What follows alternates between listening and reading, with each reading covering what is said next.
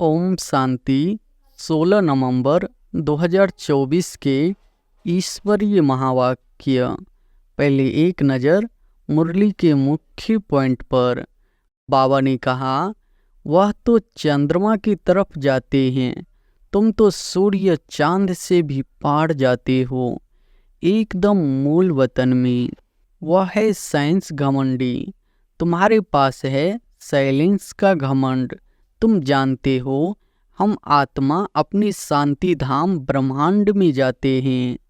वह सब है जिस्मानी हुनर, तुमको बाप रूहानी हुनर कला सिखलाते हैं। इस हुनर सीखने से तुमको कितनी बड़ी प्राइज मिलती है, 21 जन्मों की प्राइज मिलती। यह ज्ञान सूर्य, ज्ञान चंद्रमा और ज्ञान लक्की सितारे हैं। ज्ञान से ही तुम बच्चों की सद्गति हो रही है। और फिर बाबा ने कहा, या तो योग बल से या सजाओं के बल से पावन बनना है। बाप तो समझाते रहते हैं, जितना बाप को याद करेंगे उतना तुम पावन बनेंगे। मुक्ति और जीवन मुक्ति दोनों को हम शिवालय कह सकते हैं। मुक्ति में सिर्फ बाबा भी रहते हैं, हम बच्चे आत्माएं भी रहते हैं। यह है रूहानी हाईएस्ट नॉलेज, वह है जिस्मानी हाईएस्ट हुनर। तुम्हारा है रूहानी हाईएस्ट हुनर। तुम शांति धाम में जाते हो, उसका नाम ही है स्वीट होम। वो लोग कितने ऊपर जाते हैं और तुम अपना हिसाब करो, तुम कितने माइल्स ऊपर में जाते हो। और फिर लास्ट में बाबा ने कहा, सृष्टि रूपी ड्रामा के आदि मध्य अंत ड्यूरेशन आदि को अच्छी रीति जानते हो, तो तुमको अंदर फकूर होना चाहिए। बाबा हमको क्या सिखलाते हैं? अभी तुमको कितनी वैल्यूबल रत्न मिलते हैं, इनकी वैल्यू कोई गिनी नहीं जाती। लाख लाख रुपया एक एक वर्षंस का है। भले वह गीता पढ़ते हैं, परंतु एक का भी बाप से योग नहीं। बाप को ही सर्वव्यापी कह देते हैं, पावन भी बन नहीं सकते। और अब सुनते हैं महावाक्यों को विस्तार से। मुरली का सार है, मीठे बच्चे, बाप आए हैं तुम्हें रूहानी हुनर सिखलाने, जिस हुनर से तुम सूर्य चांद से भी पार शांति धाम में जाते हो। प्रश्न है, साइंस घमंड और साइलेंस घमंड में कौन सा अंतर है? उत्तर है, साइंस घमंडी चांद सितारों पर जाने के लिए कितना खर्चा करते हैं, शरीर का जोखिम उठाकर जाते हैं। उन्हें यह डर रहता है कि रॉकेट कहाँ फेल न हो जाए। तुम बच्चे साइलेंस घमंड वाले बिगर कोड़ी खर्चे सूर्य चांद से भी पार मूल वतन में चले जाते हो। तुम्हें कोई डर नहीं, क्योंकि तुम शरीर को यहाँ ही छोड़कर जाते हो। ओम शांति।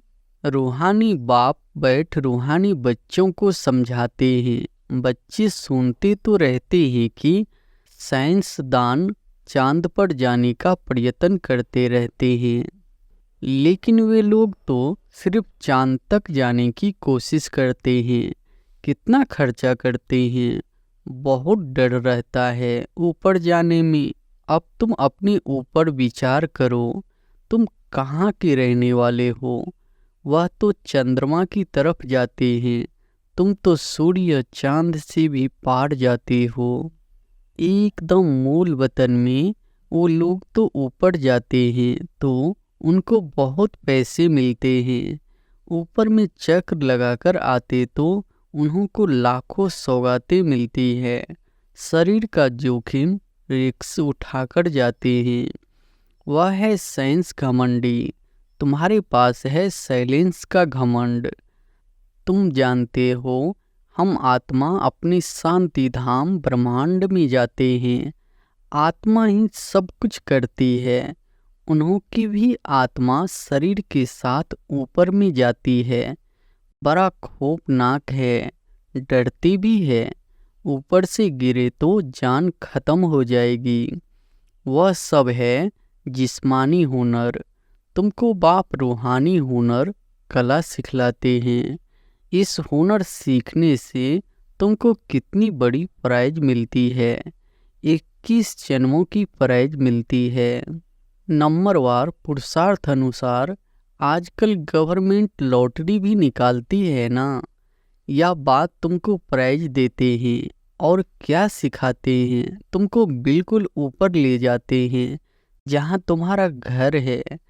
अभी तुमको याद आता है ना कि हमारा घर कहाँ है और राजधानी जो गवाई है वह कहाँ है। रावण ने छीन लिया। अब फिर से हम अपने असली घर भी जाते हैं और रजाई भी पाते हैं। मुक्तिधाम हमारा घर है, यह कोई को पता नहीं है। अब तुम बच्चों को सिखलाने के लिए देखो, बाप कहाँ से आते हैं, कितना दूर से आते हैं। आत्मा भी रॉकेट है। वह कोशिश करते हैं ऊपर जाकर देखें चंद्रमा में क्या है, स्टार में क्या है। तुम बच्चे जानते हो, यह तो इस मांडवे की बत्तियां हैं। जैसे मांडवे में बिजलियां लगाते हैं, म्यूजियम में भी तुम बत्तियों की लड़ियां लगाते हो ना। या फिर है बेहद की दुनिया, इसमें यह सूर्य चांद सितारे रोशनी देने वाले हैं। मनुष्य फिर समझते हैं सूर्य चंद्रमा यह देवताएं हैं, परंतु यह देवता तो है नहीं। अभी तुम समझते हो बाप कैसे आकर हमको मनुष्य देवता बनाते हैं। यह ज्ञान सूर्य, ज्ञान चंद्रमा और ज्ञान लक्की सितारे हैं। ज्ञान से ही तुम बच्चों की सद्गति हो रही है। तुम कितना दूर जाते हो, बाप ने ही घर जाने का रास्ता बताया है। सिवाय बाप के कोई भी वापस अपने घर जा नहीं सकते। बाप जब आकर शिक्षा देते हैं तब तुम जानते हो, यह भी समझते हैं हम आत्मा पवित्र बनेंगे, तभी अपने घर जा सकेंगे। फिर या तो योग बल से या सजाओं के बल से पावन बनना है। बाप तो समझाते रहते हैं, जितना बाप को याद करेंगे उतना तुम पावन बनेंगे। याद नहीं करेंगे तो पतित ही रह जाएंगे, फिर बहुत सजा खानी पड़ेगी और पद भी भ्रष्ट हो जाएगा। बाप खुद बैठ तुमको समझाते हैं, तुम ऐसे ऐसे घर जा सकते हो। ब्रह्मांड क्या है, सूक्ष्म वतन क्या है, कुछ भी पता नहीं। स्टूडेंट पहले थोड़े ही कुछ जानते हैं, जब पढ़ना शुरू करते हैं तो फिर नॉलेज मिलती है। नॉलेज भी कोई छोटी कोई बड़ी होती है। ICS का इम्तिहान दिया तो फिर कहेंगे नॉलेजफुल, इससे ऊंच नॉलेज कुछ होती नहीं। अब तुम भी कितनी ऊंच नॉलेज सीखते हो। बाप तुमको पवित्र बनने की युक्ति बताते हैं कि बच्चों, मामेकम याद करो तो तुम पतित से पावन बनेंगे। असल में तुम आत्माएं पावन थी, ऊपर अपने घर में रहने वाली थी। जब तुम सतयुग में जीवन मुक्ति में हो तो बाकी सब मुक्ति धाम में रहते हैं। मुक्ति और जीवन मुक्ति दोनों को हम शिवालय कह सकते हैं। मुक्ति में शिव बाबा भी रहते हैं, हम बच्चे आत्माएं भी रहते हैं। यह है रूहानी हाईएस्ट नॉलेज। वह कहते हैं हम चांद के ऊपर जाकर रहेंगे। कितना माथा मारते हैं, बहादुरी दिखाते हैं, इतनी मल्टी-मिलियन माइल ऊपर जाते हैं, लेकिन उन्हों की आस पूर्ण नहीं होती है और तुम्हारी आस पूरी हो जाती है। उनका है झूठा जिस्मानी घमंड, तुम्हारा है रूहानी घमंड। वह माया की बहादुरी कितनी दिखाते हैं, मनुष्य कितनी तालियां बजाते हैं, बधाइयां देते हैं, मिलता भी बहुत है। करके 5-10 करोड़ मिलेंगे। तुम बच्चों को यह ज्ञान है कि उन्हों को यह जो पैसे मिलते हैं सब खत्म हो जाएंगे। बाकी थोड़े दिन ही समझो, आज क्या है कल क्या होगा। आज तुम नरकवासी हो, कल स्वर्गवासी बन जाएंगे। टाइम कोई जास्ती नहीं लगता है। तो उन्हों की है जिस्मानी ताकत और तुम्हारी है रूहानी ताकत, जो सिर्फ तुम ही जानते हो। वह जिस्मानी ताकत से कहाँ तक जाएंगे, चांद सितारों तक पहुँचेंगे और लड़ाई शुरू हो जाएगी। फिर वह सब खत्म हो जाएंगे। उन्हों का हुनर यहाँ तक ही खत्म हो जाएगा। वह है जिस्मानी हाईएस्ट हुनर, तुम्हारा है रूहानी हाईएस्ट हुनर। तुम शांति धाम में जाते हो, उसका नाम ही है स्वीट होम। वो लोग कितने ऊपर जाते हैं और तुम अपना हिसाब करो, तुम कितने माइल्स ऊपर में जाते हो। तुम कौन आत्माएं? बाप कहते हैं मैं कितनी माइल ऊपर में रहता हूँ, गिनती कर सकेंगे? उन्हों के पास तो गिनती है, बतलाते हैं इतने माइल्स ऊपर में गए फिर लौट आते हैं। बड़ी खबरदारी रखते हैं, ऐसे उतरेंगे यह करेंगे। बहुत आवाज़ होता है, तुम्हारा क्या आवाज़ होगा? तुम कहाँ जाते हो, फिर कैसे आते हो, कोई पता नहीं। तुमको क्या प्राइज मिलती है यह भी तुम ही जानो। वंडरफुल है, बाबा की कमाल है, किसको पता नहीं। तुम तो कहेंगे यह नई बात थोड़े ही है। हर 5000 वर्ष बाद वह अपनी यह प्रैक्टिस करते रहते हैं। तुम इस सृष्टि रूपी ड्रामा के आदि मध्य अंत ड्यूरेशन आदि को अच्छी रीति जानते हो, तो तुमको अंदर फकूर होना चाहिए। बाबा हमको क्या सिखलाते हैं? बहुत ऊंचा पुरुषार्थ करते हैं, फिर भी करेंगे यह सब बातें और कोई नहीं जानते। बाप है गुप्त, तुमको कितना रोज समझाते हैं, तुमको कितनी नॉलेज देते हैं। उन लोगों का जाना है हद तक, तुम बेहद में जाते हो। वह चंद्रमा तक जाते हैं, अब वह तो बड़ी बड़ी बत्तियां हैं और तो कुछ है नहीं। उनको धरनी बहुत छोटी देखने में आती है। तो उन्हों के जिस्मानी नॉलेज और तुम्हारी नॉलेज में कितना फर्क है। तुम्हारी आत्मा कितनी छोटी है, परंतु रॉकेट बड़ा तीखा है। आत्माएं ऊपर में रहती है, फिर आती है पार्ट बजाने। वह भी सुप्रीम आत्मा है, परंतु उनकी पूजा कैसे हो, भक्ति भी जरूर होनी ही है। बाबा ने समझाया है, अल्पकाल है ज्ञान दिन, आधा कल्प है भक्ति रात। अभी संगम युग पर तुम ज्ञान लेते हो, सतयुग में तो ज्ञान होता नहीं, इसलिए इसको पुरुषोत्तम संगम युग कहा जाता है। सबको पुरुषोत्तम बनाते हैं। तुम्हारी आत्मा कितना दूर दूर जाती है। तुमको खुशी है ना, वह हुनर दिखाते हैं तो बहुत पैसे मिलते हैं, भले कितना भी मिले, परंतु तुम समझते हो वह कुछ भी साथ चलना नहीं है। अभी मरे कि मरे, सब खत्म हो जाने वाला है। अभी तुमको कितने वैल्यूबल रत्न मिलते हैं, इनकी वैल्यू कोई गिनी नहीं जाती। लाख लाख रुपया एक एक वर्ष का है। कितने समय से तुम सुनते ही आते हो।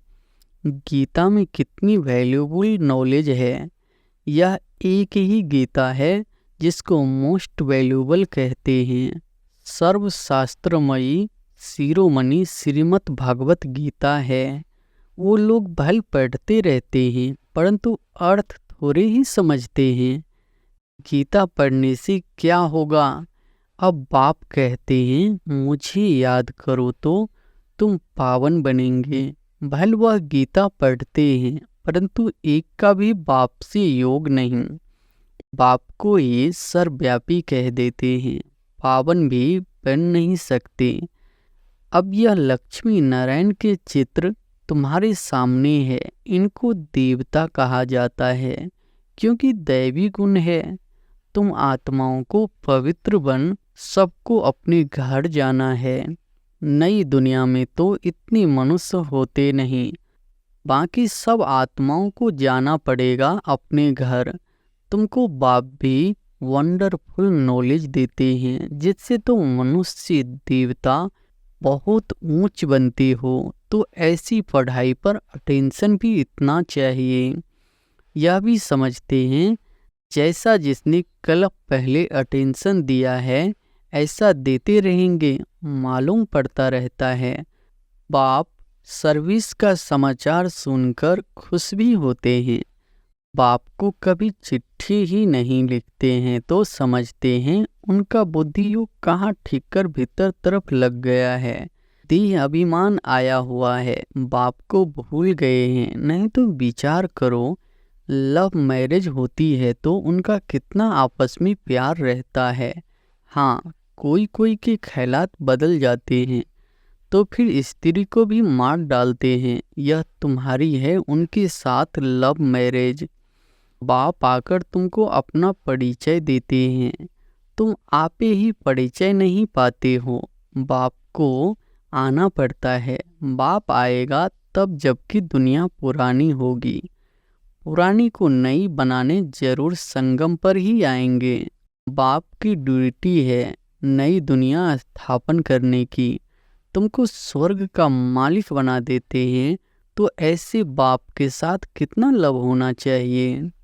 फिर क्यों कहते कि बाबा हम भूल जाते हैं। कितना ऊंच से ऊंच बाप है, इनसे ऊंचा कोई होता ही नहीं।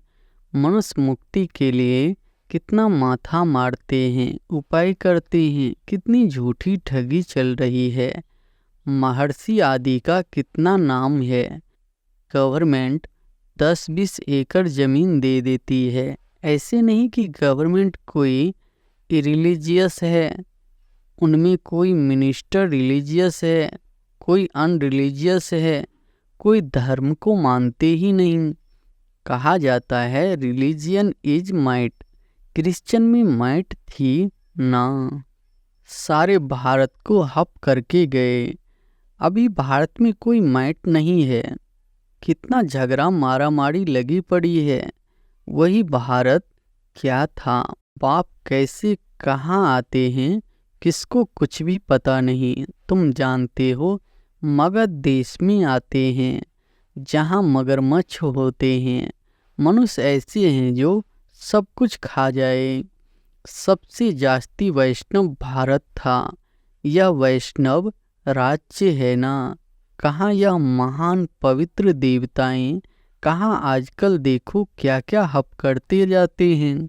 आदमखोर भी बन जाते हैं। भारत की क्या हालत हो गई है। अभी तुमको सारा राज समझा रहे हैं, ऊपर से लेकर नीचे तक पूरा ज्ञान देते हैं। पहले पहले तुम ही इस पृथ्वी पर होते हो, फिर मनुष्य वृद्धि को पाते हैं। अभी थोड़े समय में हाहाकार हो जाएगा, फिर है करते रहेंगे। स्वर्ग में देखो कितना सुख है। यह एम ऑब्जेक्ट की निशानी देखो। यह सब तुम बच्चों को धारणा भी करनी है। कितनी बड़ी पढ़ाई है। बाप कितना क्लियर कर समझाते हैं। माला का राज भी समझाया है। ऊपर में फूल है शिव बाबा, फिर मेरू। प्रवृत्ति मार्ग है ना। निवृत्ति मार्ग वालों को तो माला फेरने का हुक्म नहीं। यह है ही देवताओं की माला। उन्होंने कैसे राज्य लिया है। तुम्हारे में भी नंबरवार है। कोई कोई है जो बेधड़क हो, किसी को भी समझाते हैं। आओ तो हम आपको ऐसी बात बताएं जो और कोई बता ही नहीं सकते। सिवाय शिव बाबा के और कोई जानते ही नहीं। उनको यह राज्य किसने सिखाया। बहुत रसीला बैठ समझना चाहिए। यह 84 जन्म कैसे लेते। देवता, क्षत्रिय, वैश्य, शूद्र। बाप कितनी सहज नॉलेज बताते हैं। और पवित्र भी बनना है तभी ऊंच पद पाएंगे। सारे विश्व पर शांति स्थापन करने वाले तुम हो। पाप तुमको राज्य भाग देते हैं, दाता है ना। वह कुछ लेता नहीं है तुम्हारी पढ़ाई की, यह है प्राइज। ऐसी प्राइज तो और कोई दे न सके, तो ऐसे बाप को प्यार से क्यों नहीं याद करते हैं। लौकिक बाप को तो सारा जन्म याद करते हो, पारलौकिक को क्यों नहीं याद करते हो। बाप ने बताया है यह युद्ध का मैदान है, टाइम लगता है पावन बनने में, इतना ही समय लगता है जब तक लड़ाई पूरी हो। ऐसे नहीं, जो शुरू में आए हैं वह पूरे पावन होंगे। बाबा कहते हैं माया की लड़ाई बड़ी जोर से चलती है, अच्छे अच्छे को भी माया जीत लेती है। इतनी तो बलवान है, जो गिरते हैं वह फिर मुरली भी कहाँ से सुने। सेंटर में तो आते ही नहीं, तो उनको कैसे पता पड़े। माया एकदम वर्थ नाटे ये पेनी बना देती है। मुरली जब पढ़े तब सुजाग हो, गंदे काम में लग जाते हैं। कोई सेंसिबल बच्चा हो जो उनको समझावे, तुमने माया से कैसे हार खाई है। बाबा तुमको क्या सुनाते हैं, तुम फिर कहाँ जा रहे हो। देखते हैं इनको माया खा रही है, तो बचाने की कोशिश करनी चाहिए। कहाँ माया सारा हप न कर लेवे, फिर से सुहाग हो जाए। नहीं तो ऊंच पद नहीं पाएंगे, सतयुग की निंदा कराते हैं। अच्छा, मीठे मीठे सिकिलधे बच्चों प्रति माता पिता बाप दादा का याद प्यार और गुड मॉर्निंग। रूहानी बाप की रूहानी बच्चों को नमस्ते। धारणा के लिए मुख्य सार पहली पॉइंट है, बाप से साइलेंस का हुनर सीखकर इस हद की दुनिया से पार बेहद में जाना है। फकूर नशा रहे, बाप हमें कितना वंडरफुल ज्ञान देकर कितनी बड़ी प्राइज देते हैं। दूसरी पॉइंट है, बेधड़क होकर बहुत रसीली ढंग से सेवा करनी है। माया की लड़ाई में बलवान बन जीत पानी है। मुरली सुनकर सुजाग रहना है और सबको सुजाग करना है।